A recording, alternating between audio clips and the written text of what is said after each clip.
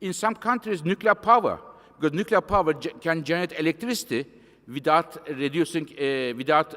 creating emission problems. So we don't have the luxury to pick up one of the technologies. We have to look at not only the existing technologies to make most of them efficiency, renewables, nuclear, and others, but at the same time, accelerate the innovation to find new technologies, because the current technologies alone will not be enough to have the carbon neutral world you mentioned. I do want to return to the very fraught issue of nuclear power, Fatih. So let's bookend that part of the discussion, because within the Japanese context, there's immense public distrust post-Fukushima. We'll get back to that subject. I wanted to bring in Sharif. Sharif, you're a LNG man. Just talk to us about the role of LNG as a transition fuel that bridges the gap between carbon intensity and carbon neutrality. Well, I think LNG is just a method of transportation. The role of natural gas is what is important. And for the first time in a long time, natural gas is now a lot more affordable than it was a few years ago. It has definite benefits in terms of carbon emissions on a temporary basis, if you look at the long-term view. But be as it may, at the moment, it has helped the United States to decrease their carbon emissions by a factor of 12% in the last 5 years. In the United States, the shale revolution, driven mostly by high prices for a period of time, has created very, very large supplies of natural gas at very reasonable prices. And in the United States, you can build liquefaction facilities pretty predictably and at very attractive costs. So in terms of that, you have now a very large base of supply from the United States that can be available on a global basis at reasonable prices. Now, some people may differ in terms of what reasonable prices mean, but it's still going to be based on actual production in the United States that is not directed by any government. It's simply directed by the market functioning. The supply for the United States can last more than 200 years, so we've got plenty to share with the rest of the world. We can build liquefaction facilities at a price of somewhere between $600 and $800 a ton, which makes it affordable. Natural gas can leave the United States at $6 in MMBTU roughly for a long period of time. And to Fatih's point before, the elements of flexibility and choice exist in the United States. You can take the gas wherever you want, there's no restrictions on it, and it can be delivered to whatever country wants it. And this is, for the first time, something that the rest of the world can count on. So in that respect, that will have an impact. Fatih made the point quite emphatically that Asia still operates a lot of low efficiency, subcritical, coal-fired power generation. So how does LNG compete with coal in this region on a price point? It will depend on, I mean, at the end of the day, with everything we say, it's still very, very capital intensive. So Fatih was talking about numbers before, but a small company like my previous company, Cheniere Energy, made a $25 billion commitment to develop its capacity. And we at Tellurian today with Martin are looking at the first project that is going to cost $15 billion, and it's only rationalized over a 20-year period. So in those terms, with the volatility that Fatih was talking about before in oil and in gas prices on a global basis, and with the risks both from coal and from renewable to the natural gas industry, we've got to make long-term investment decisions based on a very changing, volatile world. So in my mind, the global natural gas market is going to become another commodity market. It's no longer going to be indexed on another commodity. It's going to be gas-on-gas competition on a global basis. And the fact that your cost of production in the US is roughly $3 and you can build liquefaction roughly at $2.50, you can leave the US at $6. And that's your price point. That's a signal that you send from the consumers if you want to acquire. And I think the other low-cost source of natural gas on a global basis is in Russia, and that is mostly delivered by pipeline, some of it by LNG, but mostly by pipeline, and to the European market. And again, in the same kind of neighborhoods in terms of price point. But that's a very large resource on a global basis between those two countries. But it's still a very tough operating environment that you guys are in. When you look at the broader natural gas markets, there's a lot of supply, there's a structural oversupply. Demand is reasonably robust, I guess, in the Asia region. So the market conditions are not particularly conducive right now to new build, to greenfield technology, although you are looking to develop a plant in Louisiana by 2022 operationally. Do you think that the market conditions will be more constructive by then? Well, I don't share the view that the market is unattractive. And that's the reason we embarked on a project that is going to be very expensive and that is going to bring some new gas to the market. On a global basis, we're talking about a 300 BCF a day market for natural gas that grows roughly at 2%. Fatih, you may sort of concur or say, but 2% is 7 BCF a day on a long-term basis. 7 BCF a day of growth is enormous. So you may have a temporary imbalance in the market, but it's not going to last very long. And with low prices, you're already seeing demand coming from different places. A couple of things that have been not very much noticed or not very much talked about. Even in the Middle East, demand for natural gas is increasing very, very rapidly in countries like Kuwait, Abu Dhabi, Dubai, Sharjah, Bahrain, getting a little bit further, India, which announced 2 weeks ago that it was going to double its level of LNG import in the next 3 years. Pakistan and Bangladesh that are coming now to the market. And at the same time as this demand for LNG is materializing, unnoticed, Gazprom has increased its delivery by pipeline to Europe by a very, very significant factor. I think at the beginning of the summer, they were roughly delivering 15 BCF a day, which would equate to about 150 BCM on an annual basis.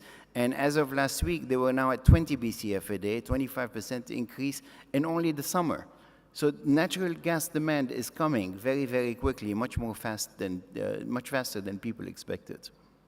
Okay, but the longer-term story is related to decarbonization as we get closer to 2050 and that aspirational target of carbon neutrality globally.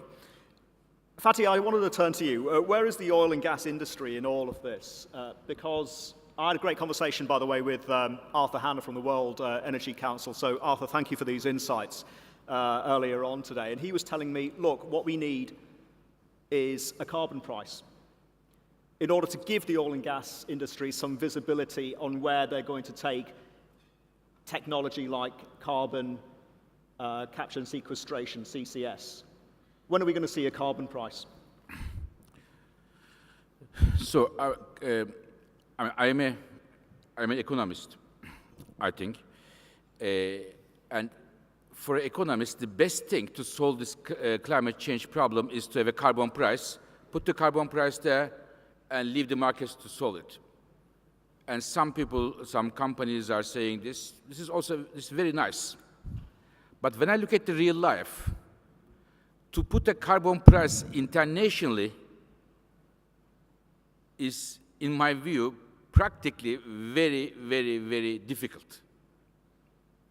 Because if you put the carbon price in some part of the world and not in the other parts of the world, it would create some challenges for the competitiveness of one country versus the other.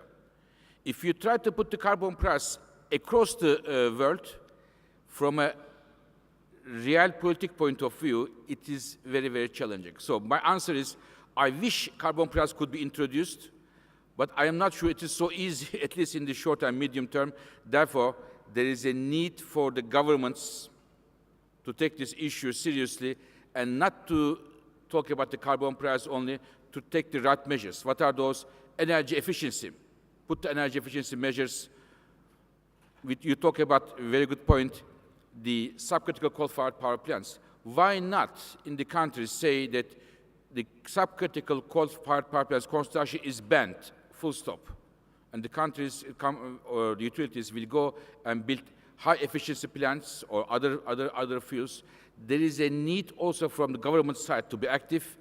If we wait for the carbon price to come, like waiting for Godot, we may wait very long time, and in the meantime, lots of wrong investment can be made, and the infrastructure can be locked in, and it will be much more costly to retire that investment, which is not a sustainable one. But for the oil and gas companies that are committed to reconfiguring the business for the inevitable carbon neutrality, then how do they inform, what mechanism or what pricing mechanism can they look to inform those investment decisions if they do want to invest more in clean tech and renewable energy? Many oil and gas companies are responsible players in the field, and some of them are in their own business, they are imposing a shadow of carbon price, and they make their work accordingly. This is something which I appreciate, which I work and which I encourage in the context of the Davos and World Economic Forum when I meet those colleagues, the CEOs. But this is a small part of the entire problem, and we have a huge rest of the world which are beyond the oil and gas companies, IOC's control, and therefore we need both. IOCs should make their shadow of price for the carbon and responsibly. And there is one issue. While I greet the benefits of the shale gas, it's excellent. In the US, it brought emissions down substantially. There is an issue in some countries, the leakage of methane to atmosphere. And if the IOCs take the climate change issue seriously, they should put the, as we call, the golden rules to apply to the operations to minimize the methane leakage there. And therefore, if they do both, carbon price, minimize the methane leakage, I would definitely congratulate them. Sheriff, let me bring you in. Are the IOCs doing enough to take into account carbon change, not only from a pollution perspective, but also from their own internal business dynamics? And do we really need a carbon price at this point? Is it more of a longer-term factor? Well, I disagree with Fatih a little bit on this. I think you have to start somewhere. And there is no place like carbon tax because it is clear, it admits that carbon emission has a social price that you have to pay, and I think it ought to be reflected in the price of the commodity. Now, I also have a view that most people eventually do what makes sense and what is rational. So if you have unbearable pollution in some cities around the world, then there's going to be an incentive to actually come up with something that remediate this problem.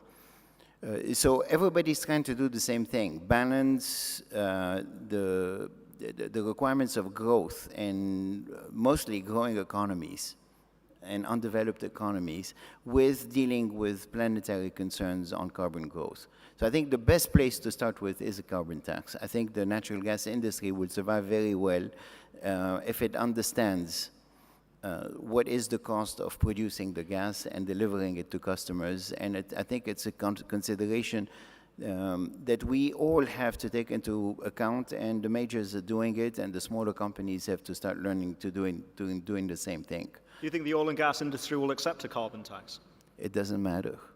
Tax is a dirty word in the current sort of environment. I mean, you take it enormous amount of kickback. They're already under a lot of pressure. I'll give you the example of the United States because that's the market that I know best. And I think we better come to grips with the carbon tax as an oil and gas industry. If not, we're going to be deluged with litigation from environmental groups about everything we do for the rest of our lives.